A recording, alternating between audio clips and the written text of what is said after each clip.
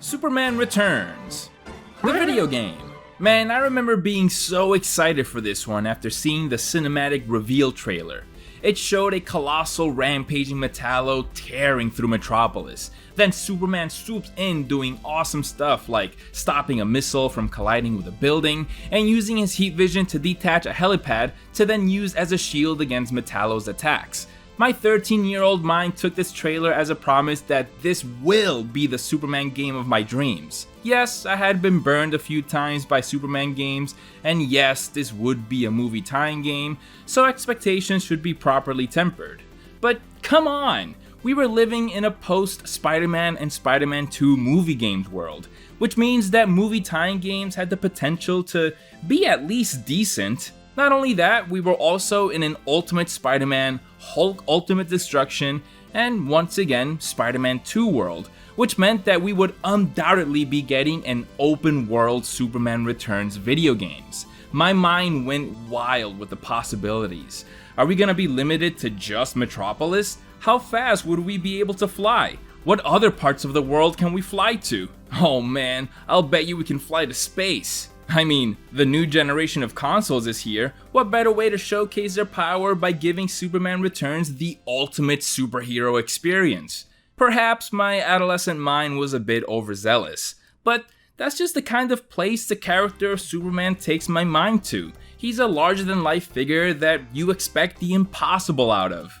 And that's just how many people still feel about him today when it comes to adapting him in a video game. That it's impossible to develop a fun video game about a character that's virtually limitless. How would the game provide an engaging experience if there's no challenge to be had? Well, the folks over at EA Tiburon had some interesting ideas that might address the conundrums that have long shackled the Man of Steel from thriving in the video game landscape, but not without facing some significant troubles along the way. So, let's return to Superman Returns the video game as we explore its development, gameplay mechanics, and legacy.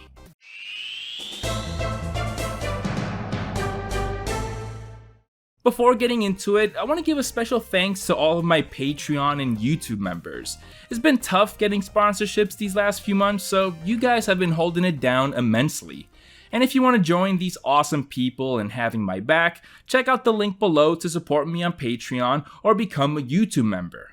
Now back to the video. So, a lot of people have been expressing that I tend to yap for a lot longer than I should before getting into the actual review of the game. And that's totally fair. I'm doing it right now. But the thing is, I like providing context, like where the particular character we're talking about was in regards to video games, their history in the medium, reputations, gamers' expectations, you know, things to just sort of set the stage. I bring this up because there's a really interesting article about the development of the Superman Returns video game that I want to dig into. And I understand that not everyone is interested in that sort of thing. So I'll provide timestamps down below that you can use to jump around to the parts of the video that you are interested in hearing, like my analysis of the game's mechanics, open world design, and story recap. So with that being said, let's jump into the trials and tribulations EA faced when developing Superman Returns. I'm going to be pulling from this article from Polygon by Matt Paprocki that was published on February 7th, 2017. I'll leave a link down below to the full article. One could say that Superman Returns had an uphill battle to conquer before the ball even started rolling. Not only did the Man of Steel have a tarnished history in video games, but the studio responsible for adapting Superman Returns to a video game would be EA Tiburon, who at the time exclusively developed yearly sports games. Madden NFL, NCAA college football, NASCAR sim racing, certainly a far cry from anything that remotely resembles an action game, let alone a Superman one. But this would be an exciting and refreshing venture for Tiburon. After all, a team composed of talented artists would naturally jump at the opportunity to broaden their horizons and break away from the mold. In 2004, Tiburon put together a tech demo showcasing Superman flying, and one of DC's brand strategists, Dana Curtin, recalls this: "I still remember watching that demo with Superman flying. It really captured that feeling of Superman. Flying in games had never really been fun, and this looked great. This is something I can attest to. At the time, flying in 3D Superman games ranged from painfully unplayable to, this gets the job done. Starting off with a flight system that manages to catch the eye is certainly a good way to start.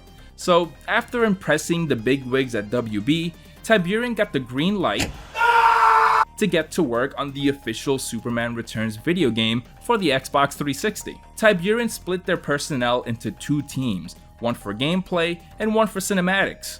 But things quickly went awry as one of the team members expresses that there was no cohesive plan. New members would constantly be added to the cinematics team, but the work wouldn't really go anywhere. Instead, it seems to be counterintuitive, complicating the workflow and becoming a case of too many cooks in the kitchen. So, in an early decision to restructure the team, a bunch of employees were let go. Initially, the planned total runtime for the game's cinematics neared that of a feature-length animated movie. So, I would surmise well over an hour's worth of cutscenes.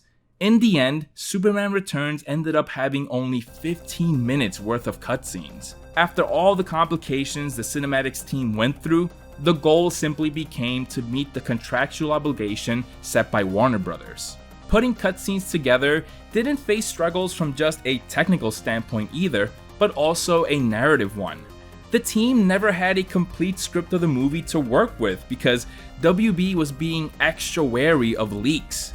This was also the case for the gameplay development team. Only a few select team members were allowed to read the partial script provided by WB, and the way they'd go about sharing plot elements from the movie to Tiburon sounds very frustrating and difficult to work with. WB would send one dude with just one copy of the script that the team members would have to huddle around or pass around the conference room to read. And at the end of the day, the guy from WB would collect the script and take it home. Either way, major plot beats of the movie and key scenes of the ending would be missing in fear of leaks from WB, so it's not even like it was much help. You'll certainly be able to tell from the story recap portion of the video. But like I said, adapting the Superman Returns plot was also tricky for the game development team because, well, remember the scene where Superman punches that one guy? No, you don't, because Superman Returns is a snooze fest. I'd describe it as more of a drama or romance before an action-packed superhero blockbuster. Yeah, there's that awesome airplane rescue sequence, but really that's about it. I really wish this game had gone the route of it being a prequel or sequel to the movie, like we've seen other superhero movie tie-in games do, such as Hulk 2003 and The Amazing Spider-Man. So the game getting bogged down by the lack of action in its source material wouldn't be an issue. Although, I do think the team could have figured out a way to work around the more somber tone of the movie. I mean, most movie tie-in games don't stretch the movie's plot to an 8-hour campaign, so they'll pull villains from the comics to fill out those gaps in between key moments from the movie. The Spider-Man games are a prime example of this. Shit, X-Men Origins Wolverine went buck wild and added lava monsters, mutated freaks, and a friggin' Sentinel for Wolverine to fight. Superman Returns the game does do this, but it lacks a cohesive narrative thread through the comic book villains it decides to include. Veteran DC writer Mark Wolfman, known for notable titles like Crisis on Infinite Earths and the new Teen Titans, was hired to pen the game's script, but a lot of his ideas ended up on the chopping block and left the game's story feeling severely incomplete. One of the more unusual speed bumps that Tiburon faced with WB was, and I'm not joking here, Superman's cock size. Tiburon would send samples of box art for the game, and WB would write back with feedback like, "That cock is way too fat. You gotta scale it back on the size of that cock." So then Tiburon would send another sample with a slightly smaller cock, and WB would send it back with certain parts of Superman's package circled and requests to make this part bigger, make this part smaller. This went on for months. Imagine being the poor bastard on the team dedicated to fine-tuning Superman's schlong for half the development time of the game. I guess that's why ultimately they said, fuck it, let's just put the S logo on the cover. Another back and forth Tiberian had with the heads at DC and Warner Brothers had to do with retaining Superman's good-willed nature. Look, it's no secret that if you give some young rascal an open-world superhero game, the first thing they're gonna try to do is become an unstoppable force of carnage throughout the city. I mean, alright, I can't criticize anyone. I've drove my fair share of thugs off the top of the Empire State Building in Spider-Man 2 and absolutely obliterated puny humans in Hulk Ultimate Destruction. But WB didn't want none of that for their prized Blue Boy Scout. Tiberian was banking on using the game's narrative to convey Superman's purity. Ludonarrative dissonance be damned. But with a crap ton of cinematics cut out, the team had to really mine Superman's destructive capabilities around innocent civilians. Warner Brothers demanded that civilians should not be able to get blown away by Superman's super breath, or that Superman should not be able to toss them around. The problem is that the game is running on a physics engine. You can't separate how certain elements in the environment react to Superman's abilities. Especially one like Super Breath that's all about pushing and applying incredible amounts of force to anything in your way.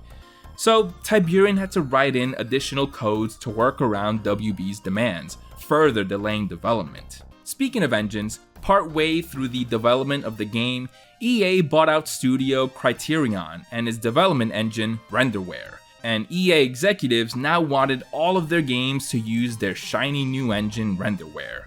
Including, yup, this guy. Between all the demands from WB, DC, and EA, really, it sounds like this game was set up to have a very troubled development from a foundational level. The team of Tiberian was made up of a significant number of new hires that lacked the experience to work on such an ambitious project. There was such a scattershot approach to the game's development. Ideas were constantly being pitched that ultimately went nowhere, such as, believe it or not, a multiplayer mode. Supergirl was planned as an unlockable character that a second player can take control of, but this was very quickly shut down for time, and also very amusingly, when they realized that free camera movement meant that players could manipulate it to look underneath Kara's skirt. Bruh. You freaking gooners. A fight against a big volcano also got cut out, as well as a mission set in a factory explaining the origin of this game's version of Metallo. And let me tell you, that loss is definitely felt because Metallo here just shows up. Not even a greeting. The next challenge arose when EA decided that they also wanted PS2 and Xbox versions of the game. Oh, you motherfucker, you. So more team members came along to handle those ports. And of course, some of the things that were already hard to pull off on the 360 version proved even more so for the last gen consoles due to their limited specs. On May 4th, 2006, EA's VP Frank Gibeau told investors that Superman Returns would not be able to make its initial release date alongside the movie, and was pushed to fall later that year to release alongside the DVD instead. Yeah, more time is always great, but then you realize that means another 5 months of excruciating crunch time. This extended period is where the team spent a lot of time cutting out concepts that just weren't feasible and refined the vision of the game to something more realistically achievable given their deadline. This resulted in a game that's, well, I suppose it's time we get into the game itself and see what Tiberian managed to put together after all those struggles and setbacks. Once again, I do want to point out that all of this was pulled from an article at Polygon by Matt Paprocki. The link to that will be down below, and I do recommend checking it out if you want a more detailed version of everything I just spoke about. Starting up, Superman Returns treats us to a tutorial given by our long-dead Kryptonian father, Jor-El, as he introduces us to all of our incredible abilities. Though this opening tutorial is mildly frustrating because it takes a few minutes before you unlock the ability to fly at super speed, so you're just stuck with this painfully slow flight speed that makes it look like Superman flies no faster than a floating plastic bag caught in a breeze. But once you let off the leash, I have full confidence in saying that these are the best flight mechanics I've ever experienced in a Superman game. Shit, I might even say they're the best flight mechanics in any video game. At least flight in the sense that there aren't any limitations to them. You know, the textbook comic book example of flight, not something that's jet boosted like in the Just Cause games or a glide like in Prototype. These flight mechanics feel exactly how flying as Superman should feel like. They are intuitive, fast, and hold up quite well even almost 2 decades later. What really sells the speed in which you can fly are all the extra effects. Activating your super speed while flying blasts off Superman into incomprehensible speeds, and the screen is bordered with speed lines and blurs everything in your periphery. But what really makes you feel like you're going faster than a speeding bullet is the sound design. The explosive sonic boom shakes me to my core. It makes you feel utterly unstoppable.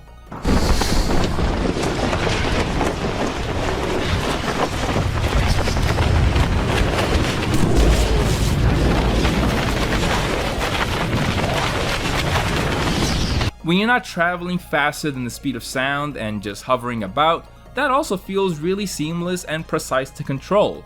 Superman feels appropriately floaty when flying at his base speed in a way that makes circumventing buildings and getting the drop on enemies feel really smooth. I never found myself obstructed by buildings or struggling with getting Superman to a particular location I wanted him at. Before revisiting this game for this video, in my mind's eye, I remembered this game's flight controls leaving a lot to be desired. Like, they were just another mediocre aspect that got lumped into the rest of this game's overall subpar repertoire. And while sure, there is room for improvement, I still think this serves as a solid foundation to build off of for whoever decides to develop a Superman video game today. However, I wish the game had a more interesting version of Metropolis to fly through. This depiction of the city of tomorrow is downright bizarre. And it certainly doesn't help that this game was developed during the height of the ugly, brown, desaturated graphics fad. But even besides that, the way the city is structured is so weird. It's broken up into a bunch of islands that each are like their own little cities and have these massive cliff sides that are kinda off-putting. When viewed from these angles, it gives Metropolis this ominous, dystopian look that is certainly not welcoming.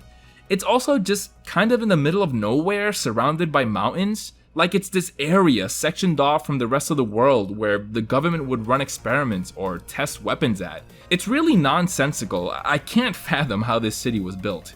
We're also taught how to use our heat vision, freeze breath, and super breath against falling meteorites and burning buildings here.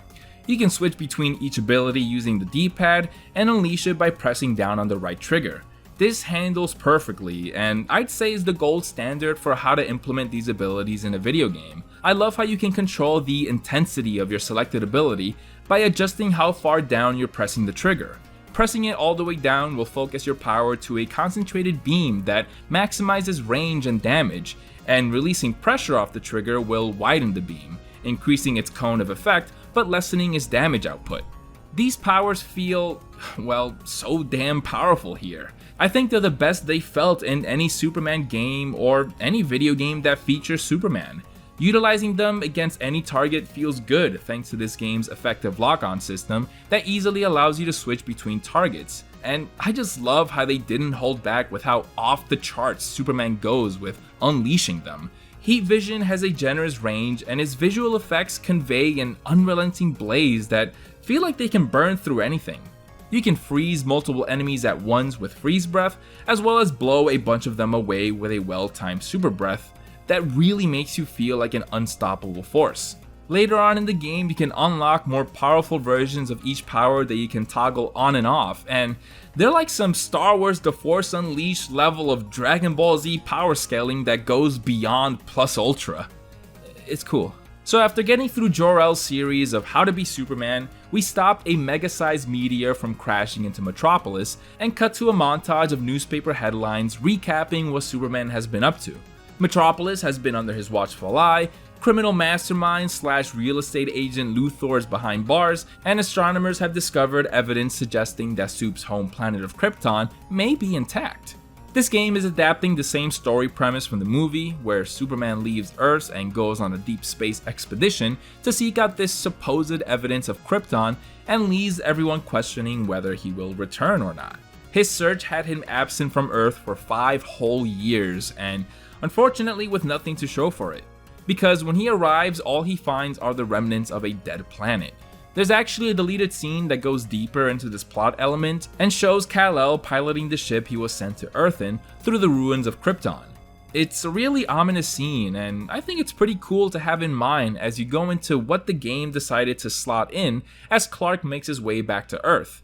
His ship is intercepted by Mongol, who had heard reports that Superman was visiting his old home, and he took the opportunity to bring him into Warworld for gladiatorial battles against his goons and ultimately the big man himself. I think this is an awesome and seamless implementation of a comic book baddie into the game's adaptation of the film's plot. I mean, the movie completely leaves out the scene where Superman travels through the cosmos, and even with what's shown, it still leaves a lot of gaps about what happened during his voyage. So this level fits in perfectly. This is where we're introduced to hand-to-hand combat, and even though the game doesn't give you access to all of the moves you can pull off at this point, I'm gonna get into this game's combat system as a whole here. This is another aspect of the game that I remember being a lot worse than my experience with it this time around led me to feel. You can do a lot of cool looking attack moves that are reminiscent of something you'd see in a character action game. Of course, you have your standard attacks like a simple punch combo, an uppercut, and even some moves that incorporate your heat vision, freeze breath, and super breath. Landing a couple punches, then pressing down the right trigger will have Superman end the combo by hitting the enemy with a burst of whatever ability you have toggled on at the time. It's easy to pull off and looks badass. What I love the most is when they get really crazy with attacks. These over-the-top silly moves that are pulled off by inputting combo strings. My favorite of the bunch is 1,000 Fist, which has Superman flying at his opponent fist first from all angles at stupidly high speeds. It's so friggin' hilarious. Learning these combos is rewarding because enemies will eventually block and become impervious if you keep relying on just one basic attack. You have to mix it up a bit and catch them off guard. Well, you can also just pick up stuff and throw it at them. That always seemed to work, but that'll get boring after a while. And you also have to be mindful of collateral damage, which we'll get into later. Superman's combo list gets decently extensive, so there's no shortage of moves to keep combat feeling fresh, and I appreciated that they're all pretty easy to pull off. I have to give props to the camera as well. I feel like this is an aspect that can very easily get in the way of combat, but it cooperated with me most of the time. It might have been a little jank here and there, but it was never a big enough issue that, as I recall my time with the game now, it doesn't stick out to me as a problem. The lock-on system is very effective, and when you're not locked into a single enemy, the camera pulls back far enough that you get a good view of your surroundings and can easily bounce between enemies. The biggest thing holding combat back is how easily Superman gets knocked down. This interrupted the flow of combat so often for me, and it was equally frustrating every time. It was such a constant nuisance that I was waiting for the game to let me know that I had unlocked a recovery ability that gives you a brief window to tap a button when you get knocked back that allows you to quickly orient yourself and get back into the fight. But it sadly never happened. If you get knocked down, you have to wait for Superman's sluggish ass to get back up.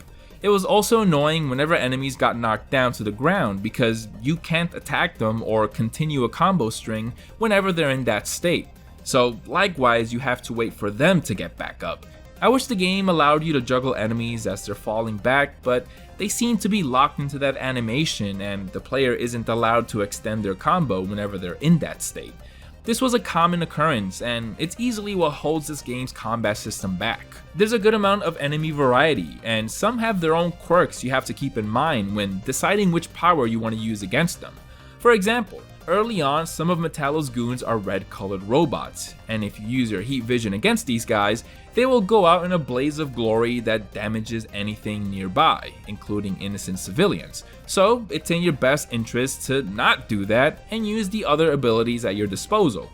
You also come across these ice crystallized dragons, and if it isn't obvious enough, these guys can be instantly taken out with your heat vision. One reoccurring enemy type that I thought was really clever was this guy called Riot.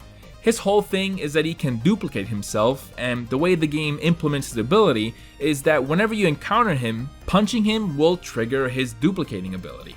So the best way to take him out is by freezing him and then using your heat vision to instantly disintegrate him. I love toggling on the ultra burst mode of my freeze breath gathering a bunch of Riot's duplicates into one spot, unleashing a massive breath to freeze as many of them as I could at once, then following that up with an ultra heat vision burst, taking out a small army of Riot clones.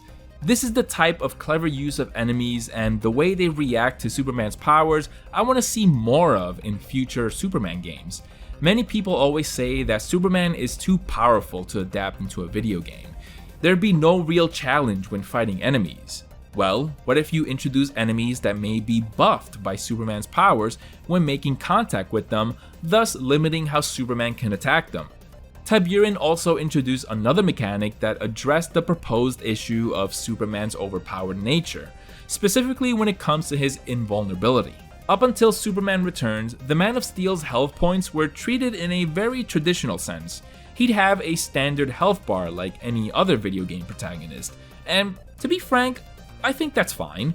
There's no need to overthink that aspect of the character when putting him in the video game, but Tiburon had a more creative idea in mind. Rather than this bar representing how close Superman is to dying, passing out, being incapacitated, etc., this represents Metropolis succumbing to the forces attacking it. I think this is a really clever workaround. It goes into the whole superhero theme in a way that other superhero video games haven't really done before.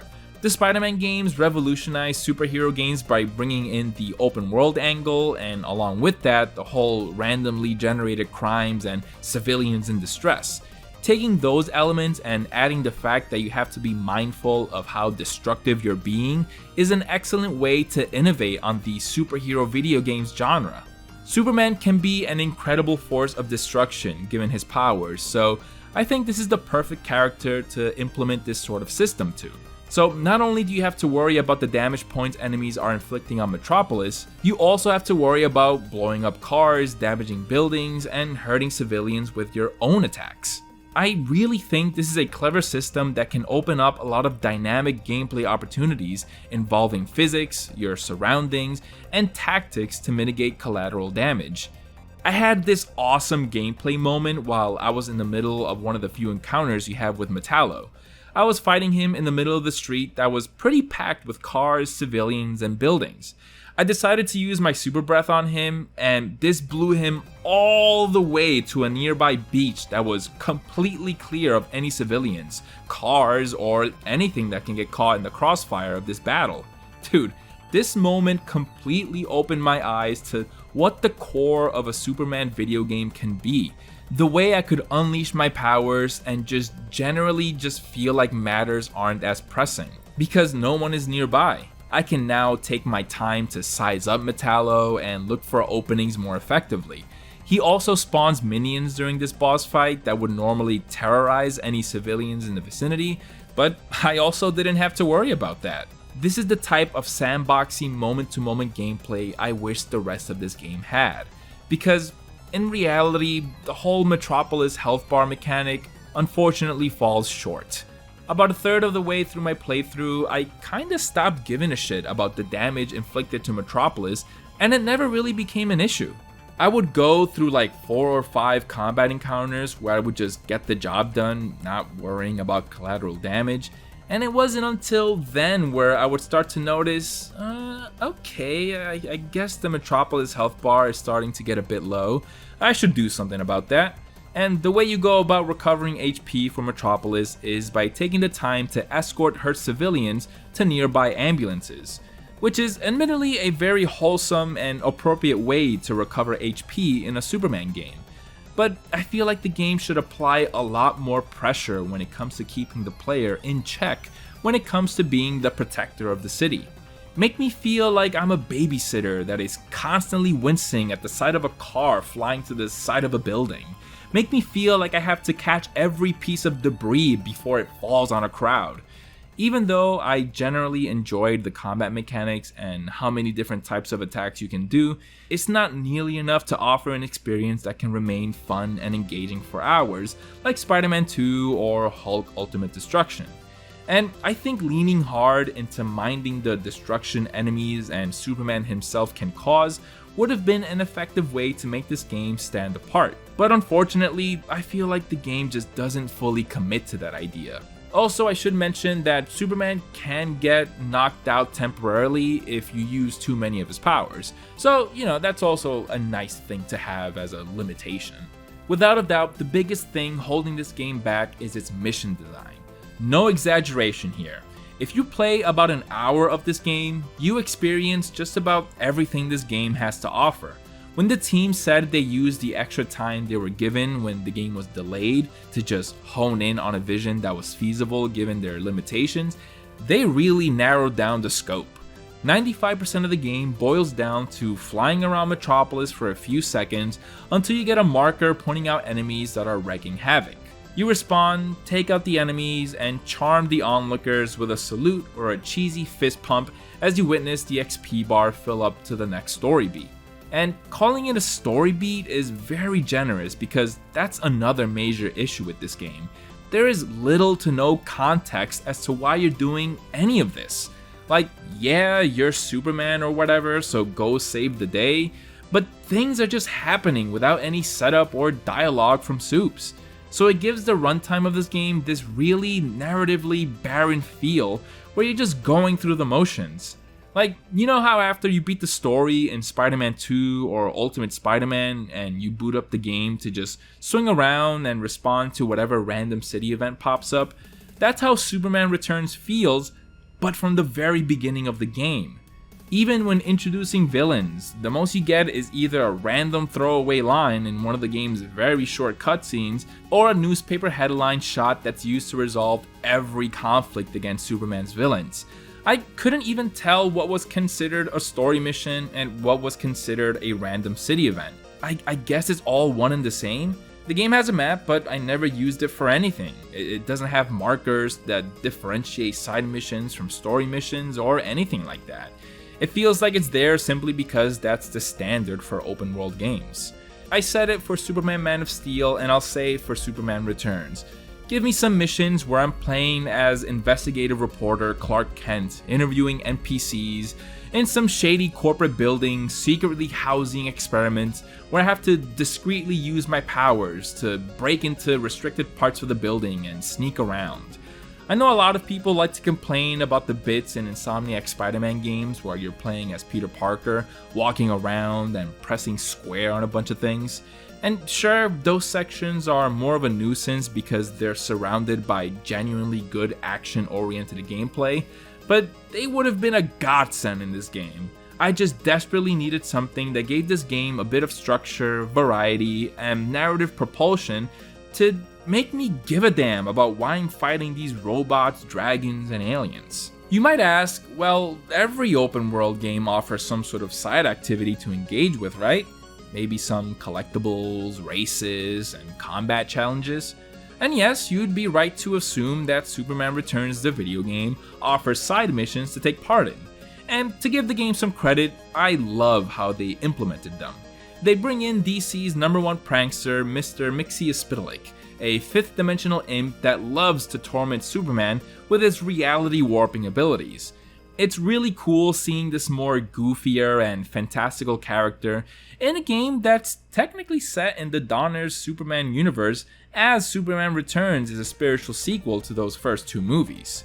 And yes, Superman is already an innately fantastical character, but the tone of those movies are a lot more grounded than the stuff you would find on the pages of a Silver Age Superman comic book. I think using Mr. Mxyzptlk as the means to introduce side challenges is the perfect character to do it with, because you can use his reality warping abilities to put Superman in absurd and interesting challenges that aren't held back by the rules set in the main gameplay loop of the game.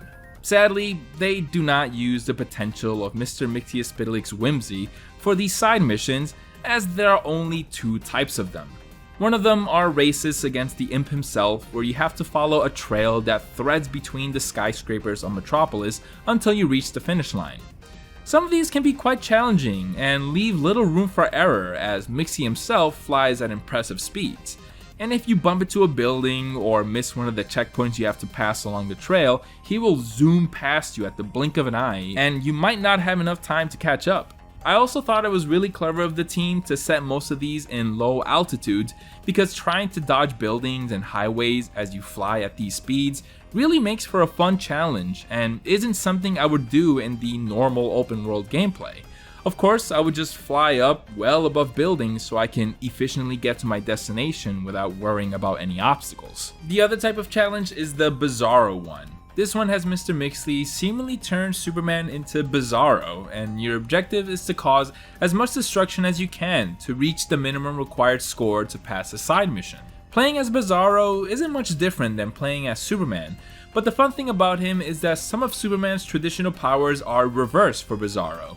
So instead of having heat vision, he has ice vision, and instead of having freeze breath, he has hot ass stank breath. I really wish these challenges were as fun as they sounded. Causing mayhem as Superman is probably what a lot of players' initial instinct was when playing the game for the first time, so it makes sense for the devs to include a mode where there's context to justify playing the game that way. But reaching the required points to beat the mission is hard as hell, and not in a fun, challenging way.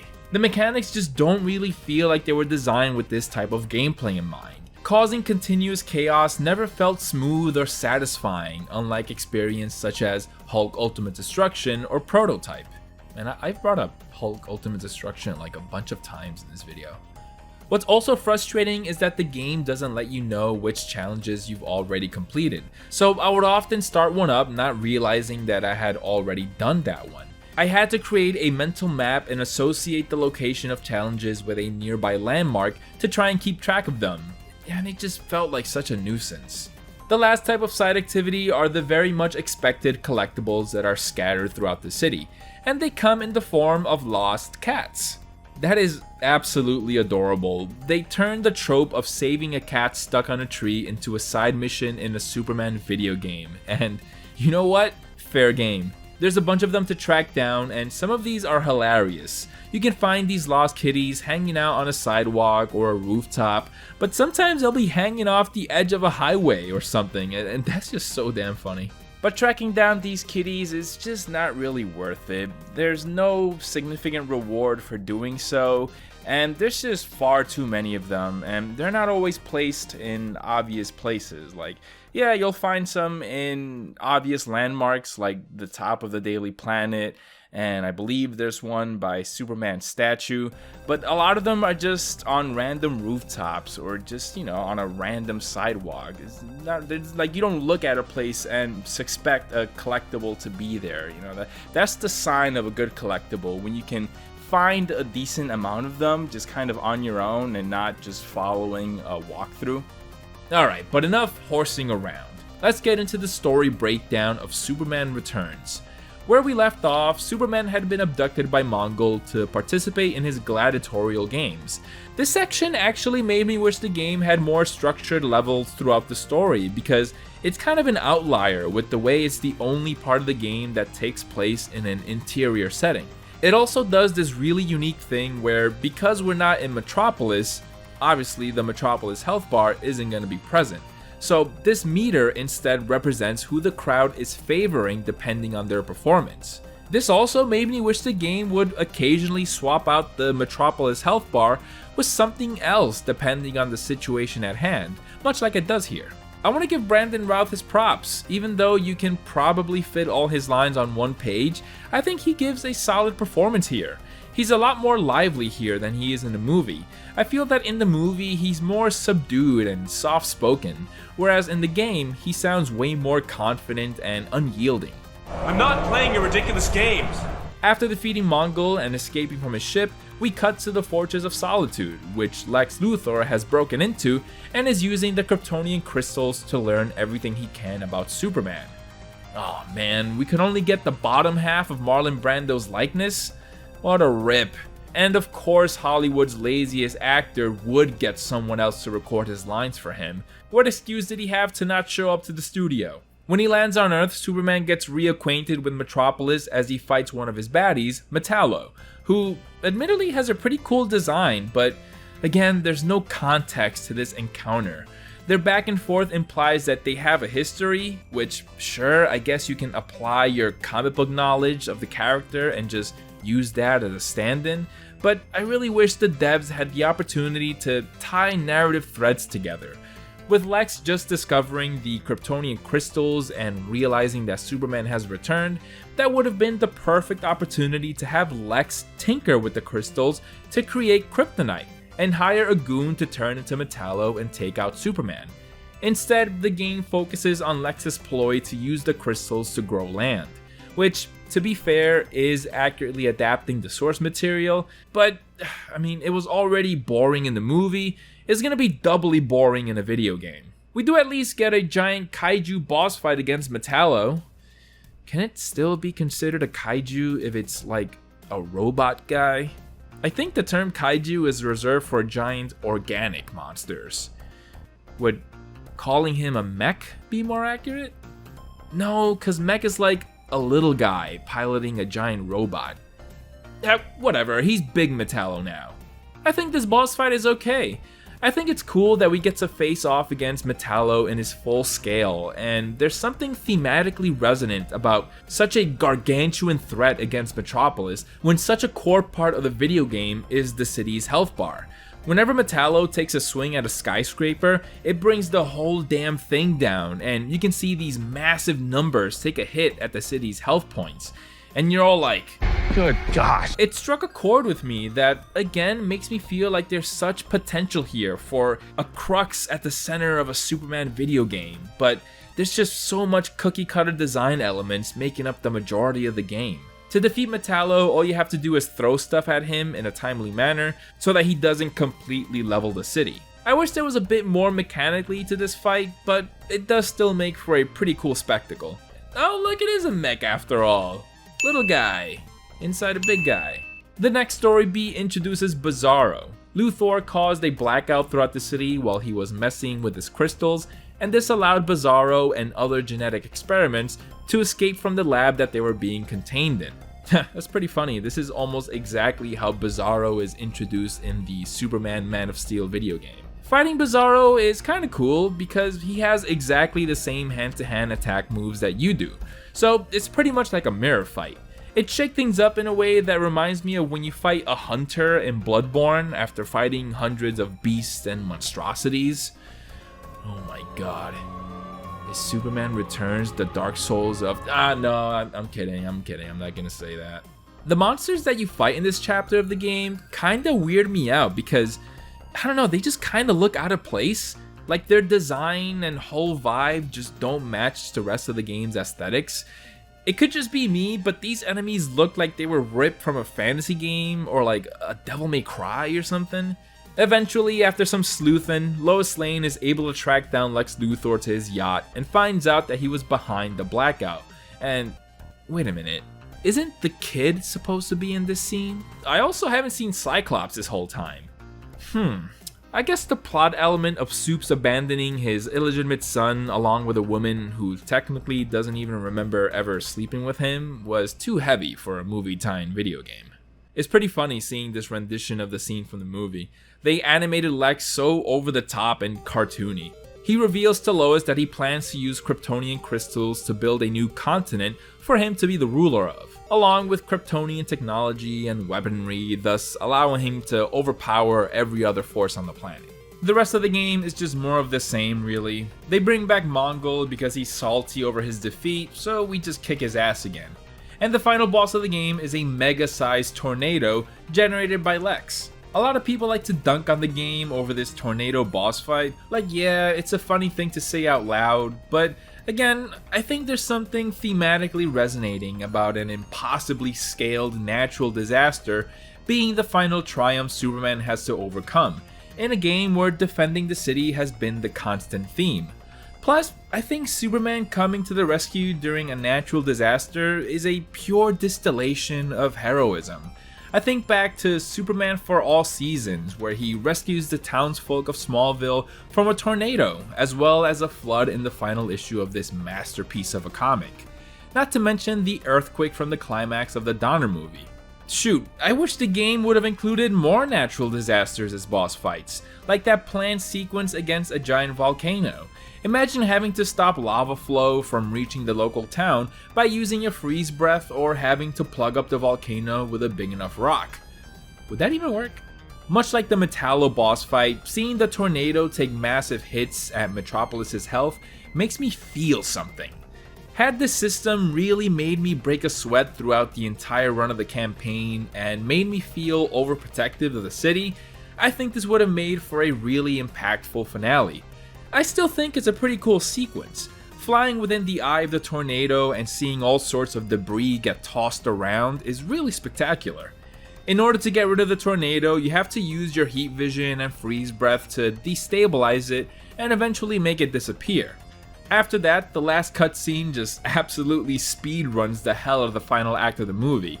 It has Superman arrive at Lex's newly constructed rock island, getting his ass kicked, rescued by Lois, powered up by the sun, and lifting Lex's Kryptonian island to space all in just a few minutes. Lois recounts Superman's recent triumphs and expresses why the world still needs him. And that is Superman Returns. Yes. After the credits, you can continue to respond to city events to fill this progress bar one last time, but it's really not worth it. You don't unlock anything extra, and it's just more of the same stuff you do in the couple hours that it takes you to beat the story. You do get to unlock some bonus outfits like Superman's gray spacesuit, which in my opinion is one hell of a boring outfit, but you can also rock the classic Golden Age Superman costume. Though it swaps out Brandon Routh's likeness for kind of a funny looking face. So is Superman Returns worth checking out today? I think it is. For a few hours. It does offer a solid combat system, a power scale that makes you feel like a god, and easily the best flight mechanics of any Superman game. But you won't find anything else worthwhile beyond that. The game feels more like a tech demo or proof of concept for the base mechanics for a Superman game. It severely lacks structure, pacing, and narrative elements that would keep the game fresh and engaging.